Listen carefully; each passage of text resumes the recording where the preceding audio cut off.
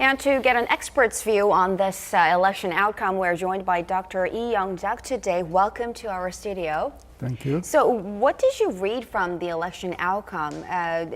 Why do you think voters went overwhelmingly conservative this time? I don't know whether it is whether they went to conservative, but they went to the ruling party, or they left the opposition party and went to the ruling party. In fact, that opposition party didn't have a reason to be voted for. They stopped all the legislative actions, and furthermore, they made a blunder by nominating whistleblowing policewoman to Gwangju. That really cast a long shadow. While the ruling party was talking about economy, we have to revive the economy. And I think that that made a change.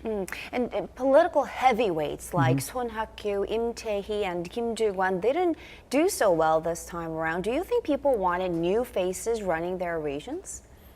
They want new faces and new politics, fresh face and new politics. And the Ahn Cheol-soo became instant hit a couple of years ago because he was new and he seemed to have new ideas. And so he became sort of a national phenomenon.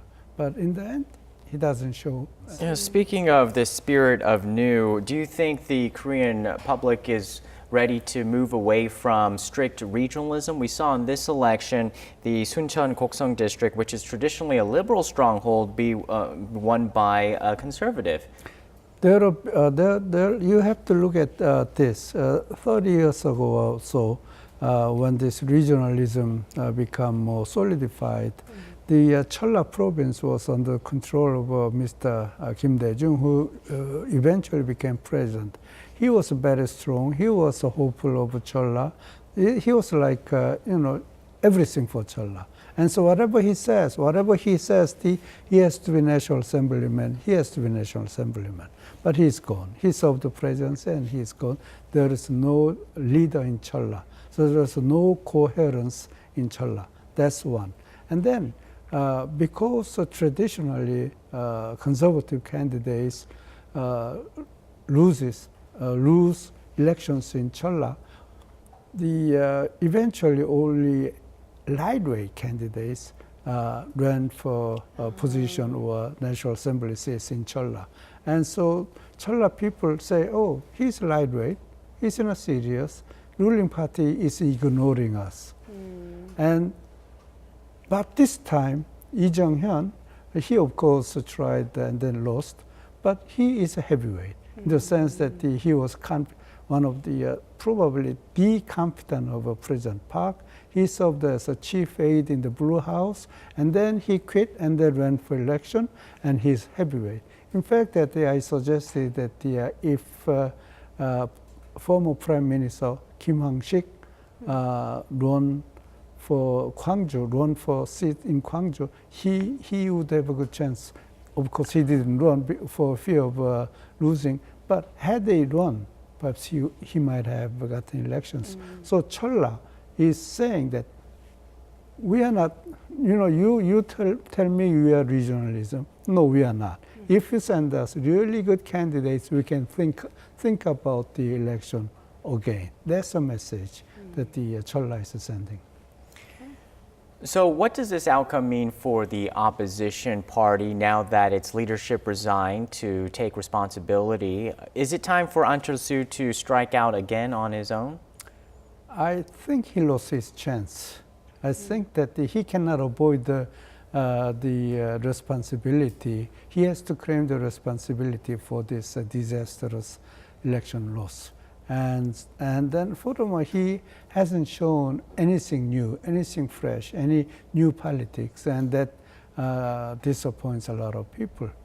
A lot of legislation has been held up through all of this political bickering. Now that the president has her party in the National Assembly, do you think we're going to see a rapid progression of new policies, or are there still lingering political frictions that will get in the way? It doesn't have anything to do with political friction.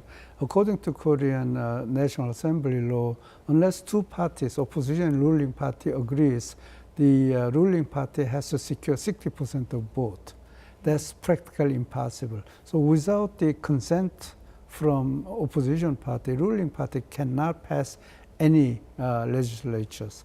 It would still mean that the opposition party cannot oppose when it comes to every single bill and just to show message. You know what I mean? Because it needs to watch for the public's opinion and what the people said this time around in the election. But on the other hand, within the opposition, they have to position themselves. Within opposition, there are factions. These factions have a nominating power.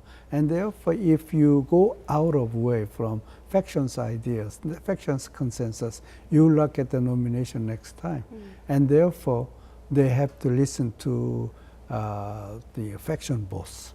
So they're listening to the political party leadership and not the people. That's right. As you're saying, and Exactly. that's one of the big problems That's in right. representative politics. That's right, and that's precisely the reason why the nomination power has to be returned to the people. But the party boss has absolute power on the nomination, and therefore the National Assemblyman will first listen to the party boss rather than to public.